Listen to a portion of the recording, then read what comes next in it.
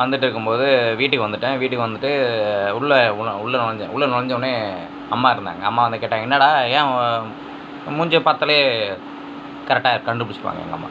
கேட்டாங்க, என்னாச்சுடா ஏன்டா இது மாதிரி உம்முன்னு இருக்கு அப்படின்னாங்க. இல்லைம்மா இது மாதிரி மேனேஜர்கிட்ட சண்டை, மேனேஜர் திட்டாரு அப்படின்னு சொன்னேன்.